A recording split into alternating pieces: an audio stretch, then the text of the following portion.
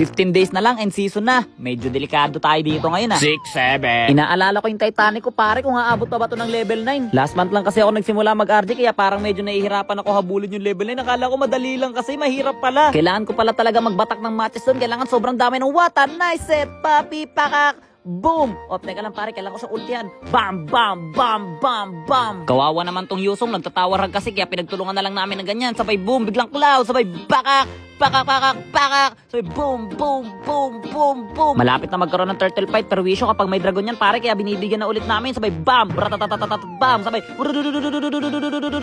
nakipag-swap yung dragon sa pusa nila pare, pero mas malambot to, kaya kayang-kaya ko to.